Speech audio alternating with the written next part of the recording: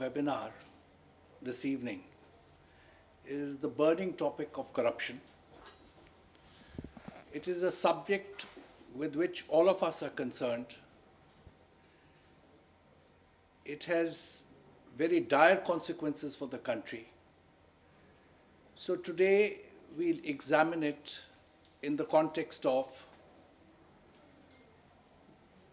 what does corruption mean? What is the definition of corruption? What are its causes and what are its solutions? We have to look at this subject very holistically. Our approach is going to be interdisciplinary, and we must remember that each discipline, whether it be political science, anthropology, or economics, has made a valuable contribution to our understanding of this topic. I must say that I'm absolutely delighted to be with you, but the time is short, and let me go straight to the heart of the matter. Our interaction today is going to consist of 4 parts. In the first instance, we'll examine what is corruption. That is, unless we know what corruption is, we will not be able to find solutions to this problem. The second aspect with which we are concerned intimately is the causes of corruption. And the third, naturally, relates to solutions. So let's start straight away. And before I proceed further, we are also concerned with the consequences of corruption, because we all know that the consequences could be horrible, but they nonetheless have to be analyzed to arrive at some understanding of the subject. So let's straight away go to the definition of corruption, because unless we fully understand what we are dealing with, we will not be able to arrive at solutions. There are 2 definitions which are typically used. One has been evolved by the World Bank, and it defines corruption as the abuse of public office for personal purposes.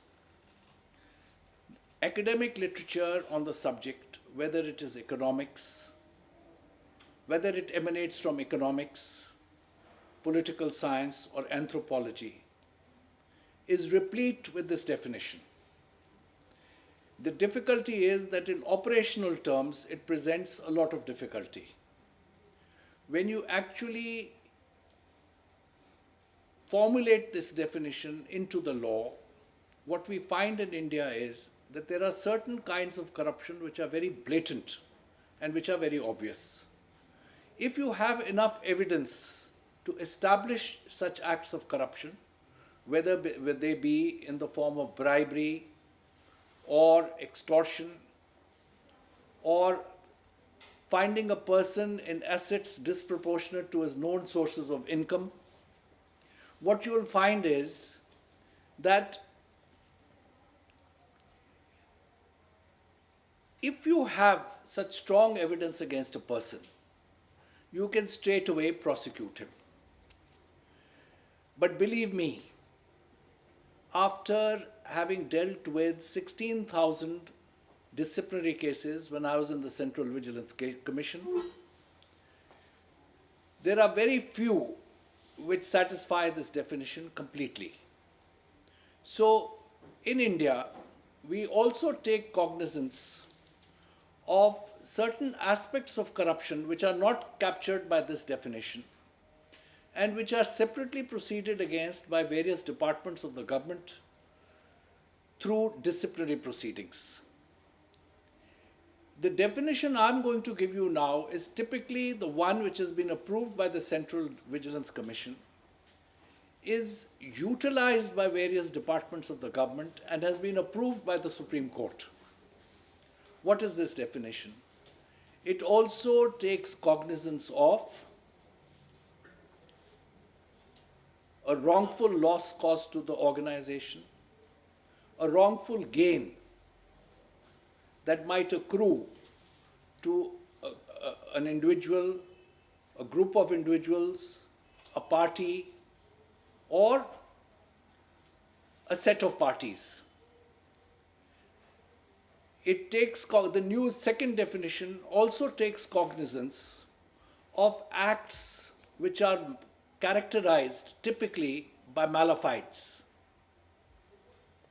In other words, for example, if a person is caught in a train without a ticket, the act itself speaks volumes of his behavior, and he can be straight away penalized. Acts like this also constitute corruption under the operational definition which we accept in India. Apart from that, there can be cases of recklessness, gross negligence, exceeding one's powers or jurisdiction, or sometimes flagrant violation of systems and procedures and rules. All these cases come in some form or the other under the definition of corruption which we accept in India. So in other words, in technical language, they would by themselves form part of what we call the vigilance angle. Departments which fight against corruption are performing what we call a vigilance function. And all these organizations, whether it's the chief vigilance officer of an organization or the CVC, would accept this definition in toto. So, to cut a long story short, we are not only dealing with cases of bribery, naked cases of corruption like bribery, graft, illegal gratification, but also flagrant violation of rules, regulations, norms, gross negligence, causing of wrongful gain to a person, causing a wrongful loss to an organization, etc., etc. Now, we know what corruption is. What are its consequences? This is something about which each of us has got some idea in his head. You might think that it causes the country economic progress. If you think that, you would be absolutely justified. But let's start systematically. There are about 7-8 consequences of corruption which are very serious and affect the life of the country, economic, social, and political life of a country in a very adverse and serious manner. Corruption causes distortions in the economy. What exactly do we mean by distortions?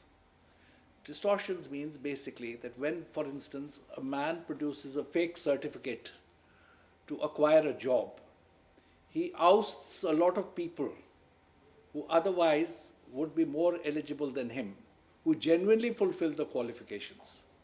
In that case, what happens is that there is a certain loss of efficiency. That loss of efficiency is called a distortion. It creates a certain inefficiency in the economy. If you add up all these inefficiencies, there is a certain loss of national income. Now, there is a beautiful report which you can find on the net called the Human Development Report for South Asia. And this report was written in the year 1999. This stipulates that if India were as clean as Sweden, its GDP growth, that is economic growth, would be 2% higher than what it is today.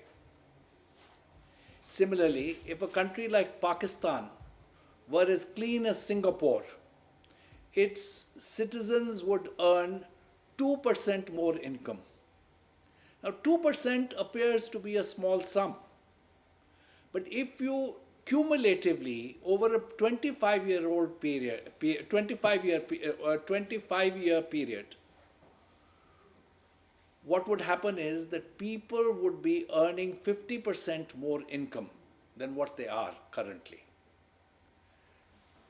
There are other consequences of corruption apart from the introduction of distortions and loss of national income, loss of per capita income, that is income per head. There would also be it acts as a deterrent to investment. It has been calculated that a country like India would get 12% more investment were it not for corruption. Corruption is like a private tax which an investor has to pay. And this has been variously calculated at 15 to 20% of the investment which he tries to bring into the country. It has a tendency to increase project cost. A World Bank study in Bangladesh showed that it increases project cost by 340%. Then again, have a look at its fiscal effects. The government cannot realize the revenue which it so desperately requires for various schemes for reducing poverty in the country. Secondly, even when it spends, because of corruption, the money never reaches the beneficiaries. The late Rajiv Gandhi, our erstwhile Prime Minister, calculated that out of every rupee which the government spends on anti-poverty schemes, only 15% reach the intended beneficiaries. So you can see how much is the extent of the leakage. Apart from these economic impacts, there are another set of impacts. You've seen after the 2G scam how badly the credibility of the government is affected. Even when it tries to do something good and speaks the truth about something, people do not believe it. There is a question of legitimacy. In many African countries, it affects the very existence of the state. Because of corruption, there have been revolutions. The state becomes impotent. People stop taking it seriously. So, friends, it is a serious problem and it must be addressed. Now, while examining this whole phenomenon of corruption, various social scientists from a variety of different disciplines have tried to study this problem. Now, you have economists, political scientists, and anthropologists who have stepped into the fray. Each of them has made a valuable contribution to our understanding of this subject. Let's have a look. First of all, let's think about the contribution of political scientists. The early approaches to the study of corruption in this discipline. What is political science? Political science, friends, is nothing but the study of power or influence. The central question in each society is who gets what? What is to be produced, for whom, and how much? How much is to be produced, for whom? and how. In other words, how much is to be produced, for whom, and how. These are the central questions which every society faces. And there is a struggle for power. The question ultimately is who gets what. And this always will remain a question which is both economic and political. Now, when people from this discipline started studying corruption, what did they notice? Their typical approach was to study formal institutions. Like, how can Parliament control the various ministries better? They talked about the separation of the judiciary. How can judiciary control corruption? They discussed the role of the civil society, of which you've been hearing so much during the Anna Hazare movement. What is the role of the civil society in curbing corruption? These are all questions which early political scientists studied. Now, these approaches were subsequently superseded by other approaches, but these continued. So that till today, you will have a large number of social scientists or political scientists who will talk about and evaluate the role of ombudsman, civil society, a free media in tackling corruption. But this approach had certain inherent limitations. It assumed that institutions have a life of their own, can influence society. They did not take into account the role of human beings in these institutions. So, the earliest political scientists had a very simple answer when they saw corruption.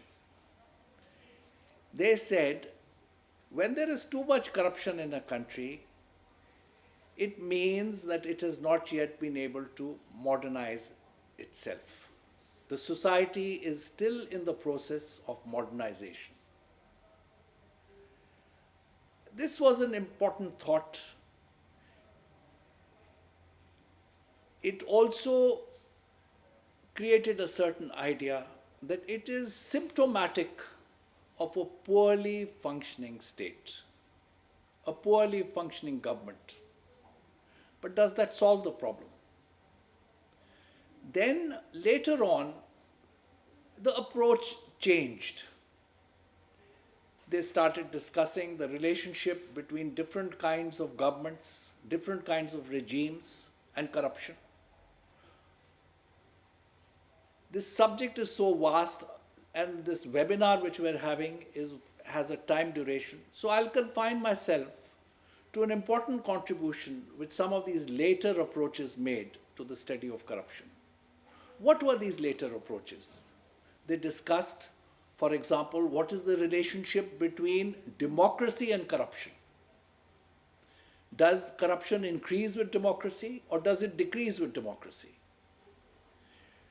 Two of the best studies on this subject by Hope in the year 2000 and by Treisman pointed to the conclusion that there's an inverse, generally speaking, there's an inverse relationship between democracy and corruption. That means as democracy increases, corruption should decline. But our day-to-day experience is something totally different. India has been democratic for nearly 60 years. But has corruption declined or has it increased? This leads us to a totally, a more refined version of this theory. According to this, namely propounded by one social scientist called Treisman, according to According to Treisman, the relationship between democracy and corruption is bell shaped. As when a country first becomes independent, becomes democratic, corruption increases, as in the as in the present day Russia and the erstwhile countries and countries which formed the erstwhile Soviet Union. But over a period of time, when democracy becomes deeper, corruption begins to decline. This theory is still currently holding the field, but my objection to this theory is that it still doesn't explain what is happening in India. We've had democracy for 60 years, but corruption has not declined. So this takes us to still later approaches of political scientists. In fact, the latest approaches in political science to the study of corruption, which are largely informal. They will not study so much institutions, but the people and the attitudes of the people who man these institutions. These are much more crucial than the institutions themselves. What many eminent political scientists have pointed out is that corruption takes place because of the attitudes of people, the ideas, the culture, and they say that institutions or the state, even the state itself, is nothing but an empty shell. Substance to it is given by people.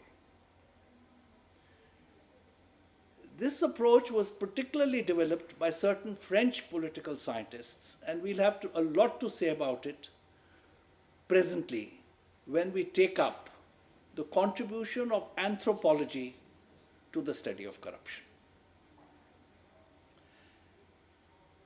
Anthropologists have a totally different take on this subject. What they say is, look, corruption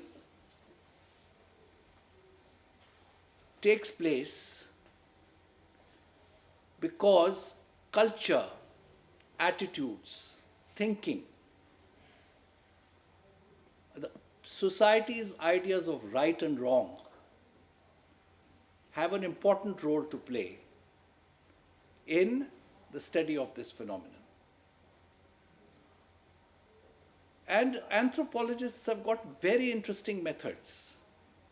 They shun away from questionnaires, from formal interviews, because in formal interviews what they've noticed is that people are at their best. They are not saying what they really mean or what they really do, but what the interviewer expects. So rather than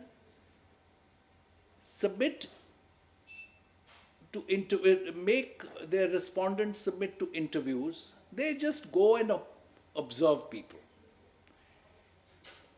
when they are behaving naturally and when they are themselves. They have made some very important observations. One is that the definition of corruption, which we have just discussed, whether it is abuse of power for personal ends or gross negligence, wrongful loss, wrongful gain, etc., are all very legalistic. What is important? And the law differs from country to country. What is considered illegal in one country is considered legal in another. Now, may I give you an example of that? When it came to German submarines, HDW, this deal was struck in the late 80s. And somebody in India noticed that illegal commissions had been paid, kickbacks had been paid. When Germans were approached the government of Germany was approached, they said, look, under our laws, a secret commission paid outside the country is legal. So they had one set of rules for Germans operating in Germany and one set of rules for Germans operating outside Germany. This is one example of how laws differ from country to country. Ideas of right and wrong, good and bad, all differ, as we shall see. So these cultural differences are very important. Secondly, there are certain cultural practices in many countries which are so much a part of everyday life that people do not regard them as corruption. For example, gift giving. For example, you have these solidarity networks. Many people feel that if you are operating within a network, you are not committing corruption. But if you operate outside the network, you are committing corruption. What do we mean by these networks? These are nothing but friendly relationships which people have developed within communities. For example, there is this concept of blat in Russia, which means that long as members of a blat are expected to help each other. There is Zhuangzi in China. You have this concept of caste in India. You have a concept of village. And modern bureaucracies take it for granted that your loyalty to rules, regulations, and your organizations will supersede your loyalties to your village, to your blat, to your community, to your caste. But there is an obvious conflict, and very often loyalty to other organizations, other communities, other networks to which you belong supersede your loyalty to your organization. Apart from that, modern governments as we understand them were basically evolved out of the Western tradition. So certain things which come naturally in the West as part of their culture do not come naturally in countries like Africa, where these Western traditions were superimposed.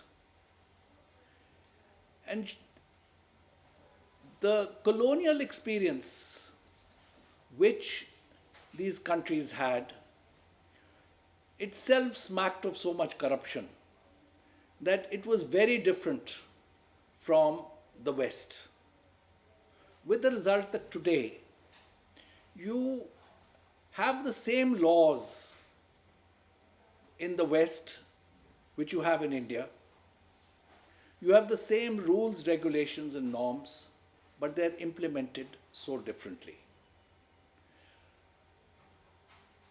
Another consequence of imposing Western institutions on traditional societies has been that many laws go unenforced, and many laws are superseded by informal practices. There was a very eminent social scientist by the name of Gunnar Myrdal who published an epic, a classic book called Asian Drama. In that he has pointed out that if you go and study the functions performed by a patwari in a village, you will find that there is one thing given in the rule book, but what he actually does is something totally different. Those are demands imposed by his superiors, by his relatives, by his society, and so on and so forth. A classic anthropological study relates to one made by Akhil Gupta in a UP village, and it substantiates this point. many times the way officials function at every level is so different from the rule book.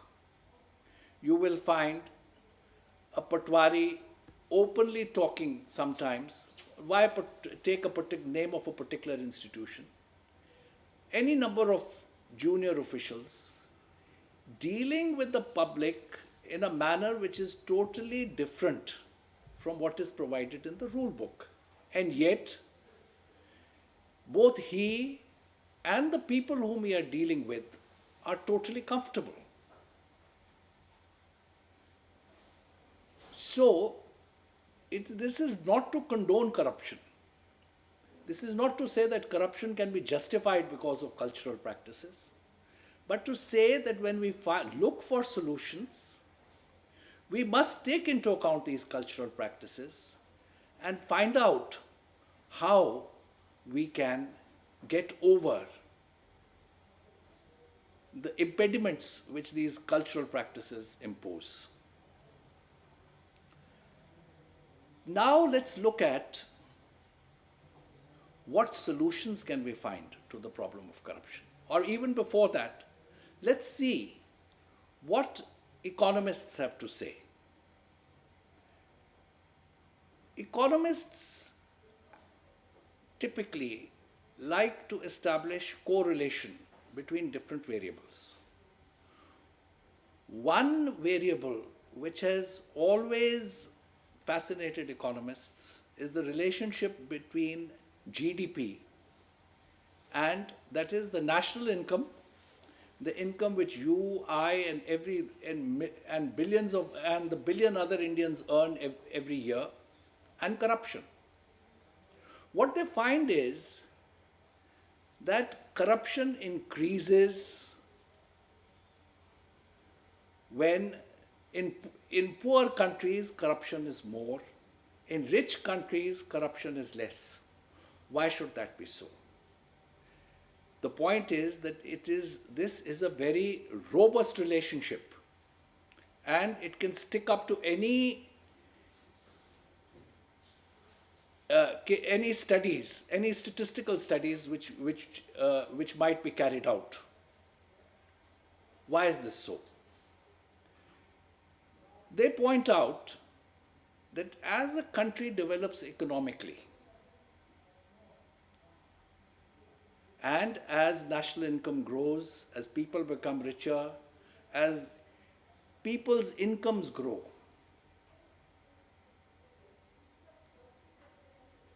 corruption becomes more and more of a stigma. That means society tends to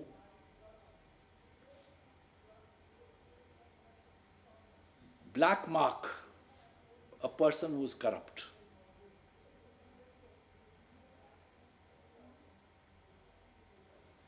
Why should, if he is put in a blacklist, why should this be so? Well, the point of the matter is that as a country becomes richer, people have to carry out transactions quickly. They have no time for wasting on deciding whether a man should be trusted or not. So they take it for granted that people are honest till they are proved otherwise. And when they are proved otherwise, nobody has anything to do with him, with that person. So there's a stigma attached to corruption. So honesty, they say, is a good which is income elastic, which means that as incomes increase, demand for honesty increases. Secondly, it is also a factor of production, because you cannot produce goods and services unless the people who are involved in the production process at different levels are honest. Economists have also studied the relationship between democracy and corruption, and their conclusion is exactly the same as what I have already indicated, as what political scientists found out. In fact, the works quoted are in the literature on economics are the same, namely that as democracy increases, corruption declines. But there are two additional forces which I would talk about. When a country, when democratic forces begin to increase in a country, and as it becomes more and more democratic, what happens? There are two sets of forces which are unleashed. One is a set of forces increase corruption. For example, elections have to be held. And as we know in our country, when elections are held, people have to raise money. When they raise money, they use both illegal as well as illegal means. This leads to corruption. Secondly, there are also another set of forces which decrease corruption. There is free press in a country. When a person is exposed, he is shamed. This decreases corruption. When you have opposition parties raising issues of your corruption, or raising issues of corruption of your party in parliament, that decreases corruption. So, the relationship is muddied. In the end, it depends upon which set of forces are more powerful, because both will begin to operate. Same is the case between democracy and decentralization. Many people have suggested that corruption would decline if power were passed on to panchayats. But when power is decentralized in this way, it again raises two sets of forces. One set of forces will increase corruption, one set of forces will increase corruption, one set of forces will decrease corruption.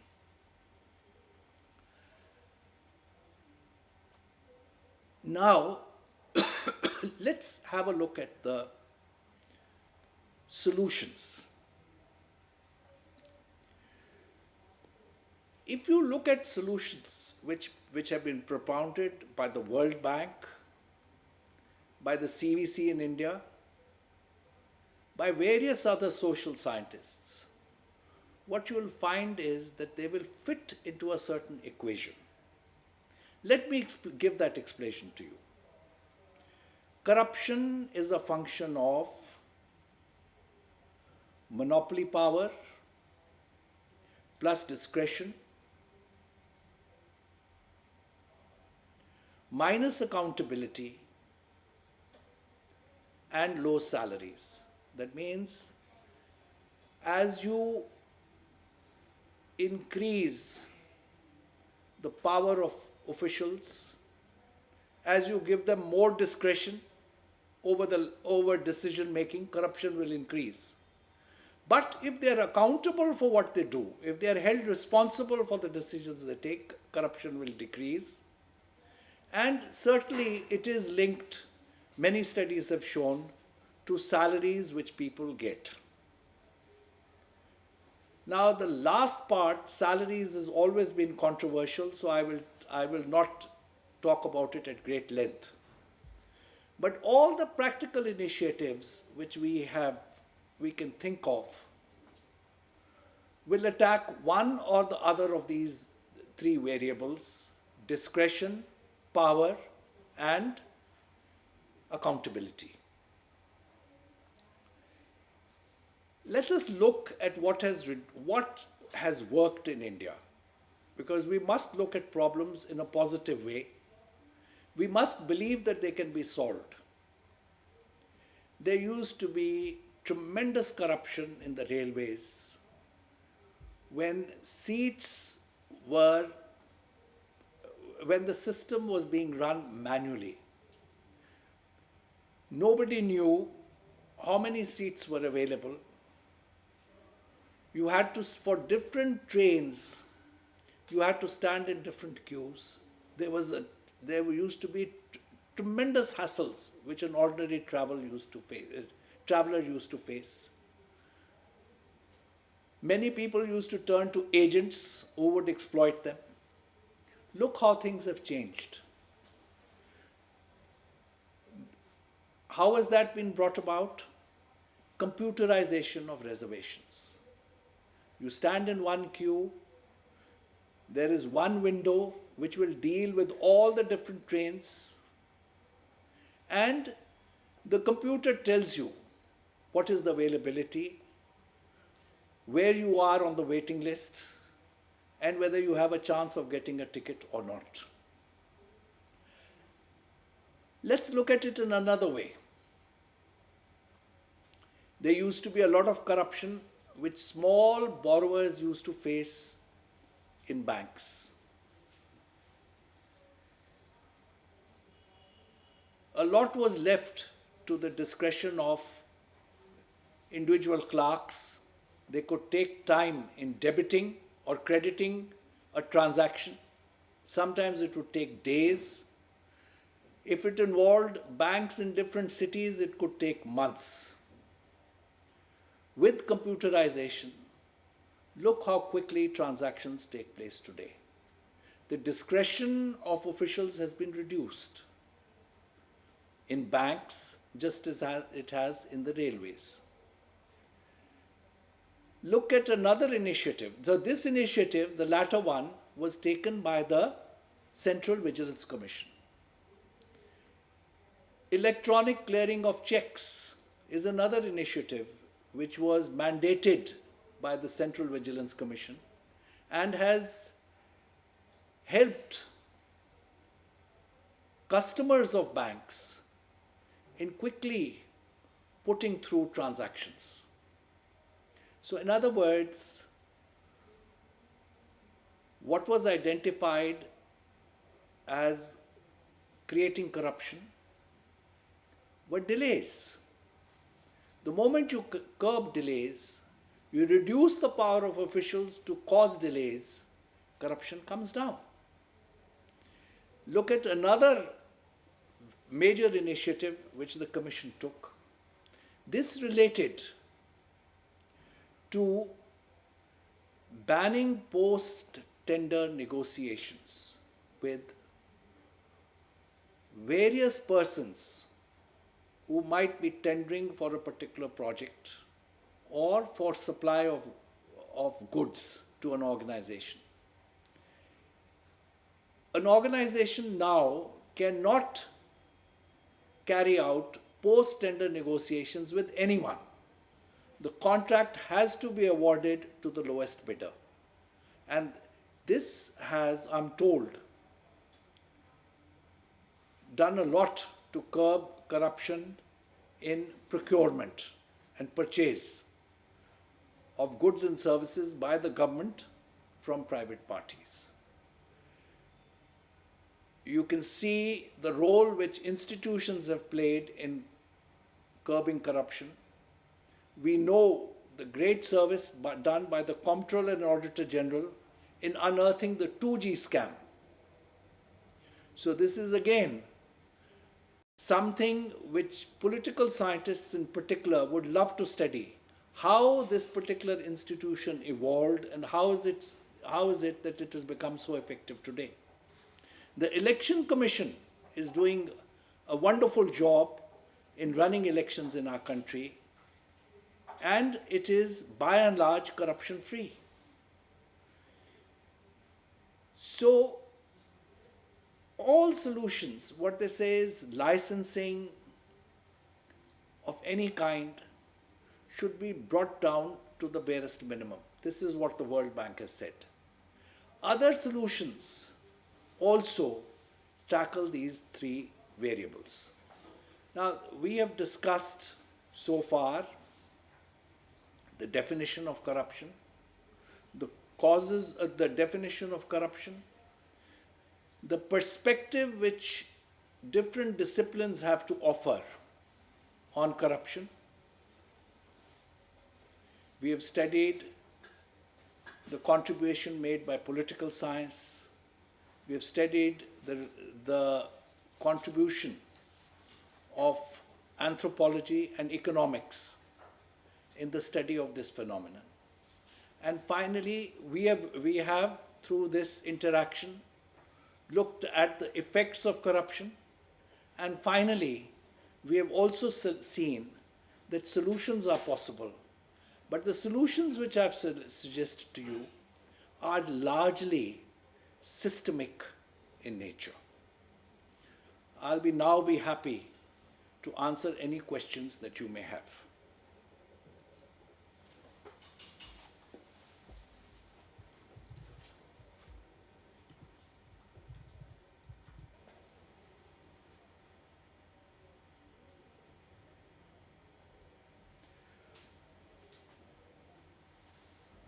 You want to know how we can ensure another Satyam-like scam does not occur. Now, this Satyam-like scam occurred in the private sector. I'm very glad you asked this question, because now you bring me to one very important relationship in the study of corruption.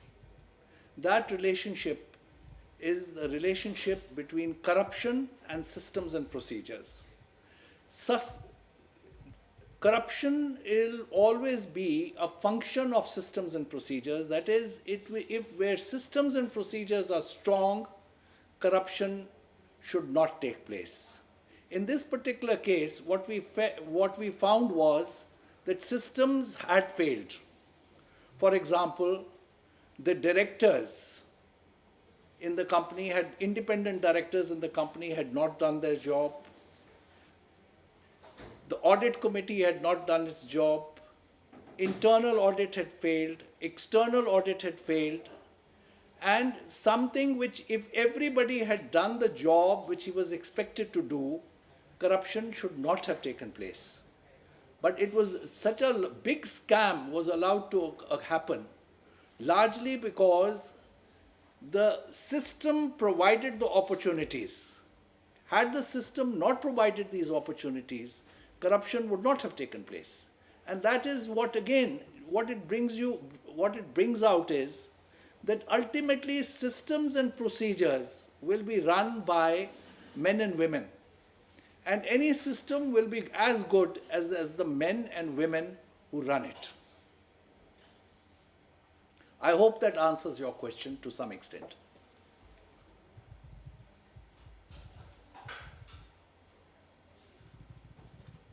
Do higher wages for bureaucrats reduce corruption? Well, Arjun, the evidence on that is mixed. The World Bank studies show that there is a correlation. And if you go back in history, the British in India always made sure that they paid their civil servants higher than what they paid, what managers in the private sector were paid. The same is the case with Singapore. But I know this is going to not satisfy you, because you might feel that government people are already getting too much as compared to their contribution, the contribution which they make to society.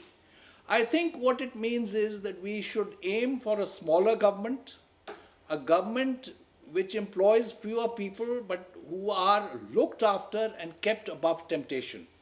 That might reduce corruption. But again, it depends on what you think leads to corruption. A lot amongst you might think that it depends more on greed and less on need. But the World Bank, I'm sure, is bound to differ from this observation.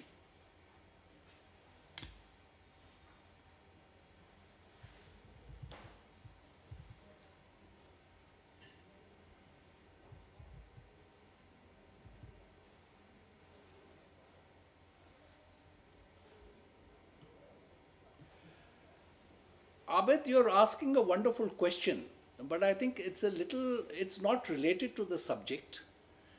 But I will try and correlate it to the subject for you.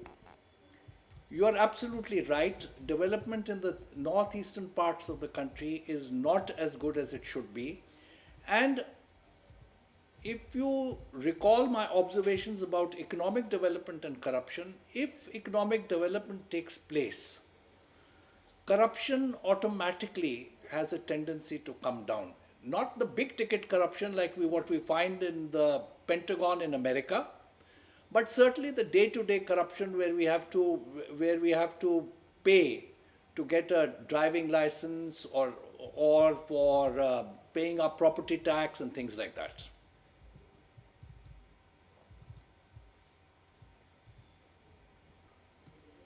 Will privatization lead to corruption? That's again a very fine question. World Bank studies have certainly shown, yeah, privatization, that's what he's saying. Will privatization lead to corruption? Less corruption. Less corruption. Yeah, privatization, according to World Bank studies, will reduce corruption, at least governmental corruption. Because what will happen is that in the private sector, it's not that people working in the private sector are superior to people in the government, but they are subject to a certain discipline, which is the discipline of the market. The government does not function within the market forces. And therefore, governmental organizations tend to be monopoly organizations where chances of corruption are always greater.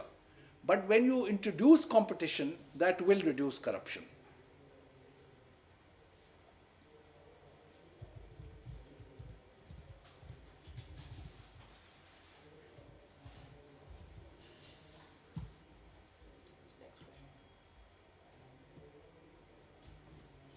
How political corruption can be checked? Well, Keshav, there can be two approaches.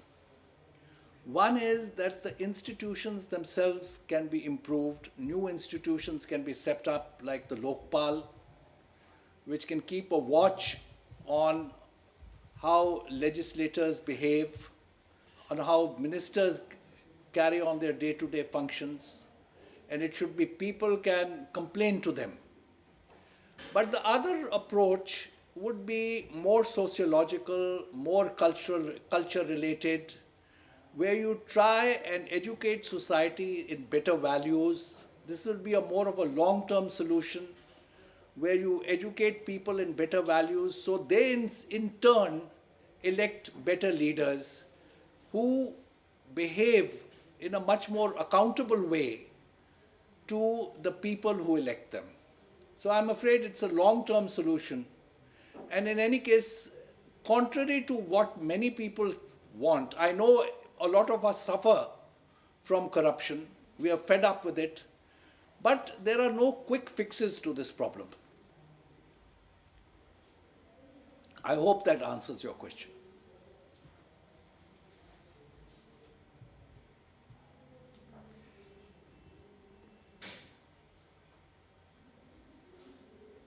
Okay, as income increases, demand for honesty increases, but people with higher income are only prone to corruption. Very interesting observation, Bala, but actually the studies which people have carried out, it may be true in what your observation may be true in a certain context, may be true in your experience. This is what you might have noticed. But you can't deny the fact that as countries progress economically, whether it is Japan, Singapore, China, South Korea, or even countries which developed much earlier, like the UK and USA, corruption has declined with economic development. So one has to ask the question, why?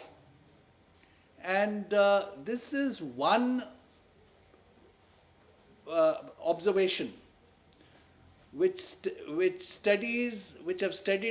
have looked into this problem in great detail. This is one observation which they have made, that as incomes increase, demand for honesty increases. Why? Because in the day-to-day transactions, people cannot waste much time transactions have to be put through very quickly, and people can't waste much time in deciding whether a person is honest or dishonest. So what we're not talking about big ticket corruption or the corruption of the rich, but the corruption which we experience in our day-to-day lives. That is what is critical. And I think this is what economists have been, one relationship which economists have been able to establish quite firmly. I hope this answers your question. Is corruption the price we are paying for democracy? Well, Arjun, I really don't think so. If you look at other countries in Africa which are not democracies, if you look at countries like China, there is a very high level of corruption in all these countries. So, yes, there are democratic countries like India where corruption is high, but generally the experience the world over is that over a period of time, if you take two countries of equal GDP, one which is a democracy and one which is not, chances are the one which is a democracy will probably be less corrupt. This is because, as I told you, democracy unleashes certain forces which tend to contain corruption. For example, there's always an opposition which is crying hoarse, which is looking for opportunities to expose the corruption of their opponents. There's a media, there's a free press. Now imagine if all these were not there. Would corruption be less or would it be more? I leave it to you to answer this question. I'll be happy to answer them. This is such a live and a burning subject. I'm sure all of you have got your own take on it. All of you have got views. So do express them. Okay, there's one last question. Corruption makes the state insecure. Absolutely, it makes it insecure, it makes it unsure of itself. The state begins to lose its credibility. Even when it's speaking the truth, people do not trust it. And ultimately, it might even become impotent. That is, it might lose its authority over a period of time. And in fact, that has happened. Highly corrupt regimes are also prone to revolutions.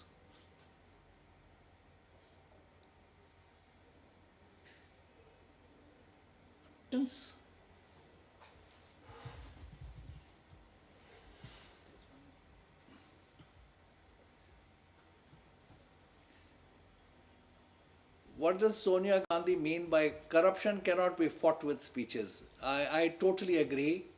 It requires an overhaul of systems and procedures and cultures. I agree. There are no quick fix solutions. It can't be solved through sloganeering, through demonstrations. It means a lot of hard work. One important way, of course, Arjun, is that the corrupt should be brought to justice with certainty and swiftness, so that the punishment which they are meted out acts as a deterrent to others. That is also means reform of systems and procedures.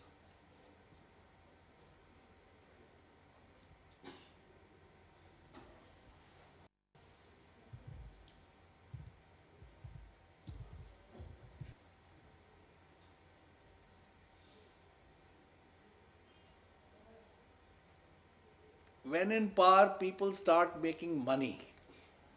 Said in a press meet by Maran, is corruption becoming legal? Well, Bala, corruption can never be legal, but if people are ready to defy the law and they feel that they're doing nothing wrong, and the people who are supporting them feel that they're not doing anything wrong, corruption will flourish. But once public opinion begins to assert itself and people really feel that, look, this kind of conduct is not acceptable to us, parliamentarians will act under the pressure of public opinion. Parliament will act under the pressure of public opinion and change systems and procedures for the better. That is what happened in England in the 19th century.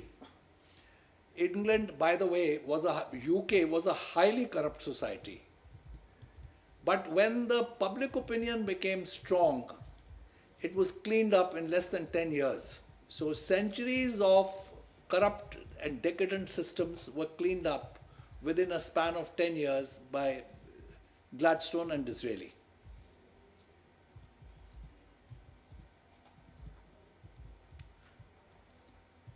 So few recent successful attempts to fight corruption. Well, that's a wonderful question.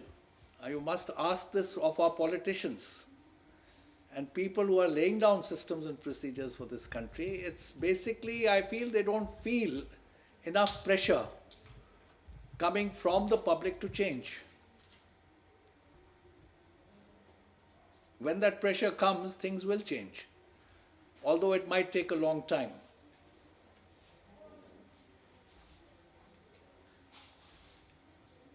So thank you once again, all of you. It's been wonderful talking to you and answering your questions. Thank you very much.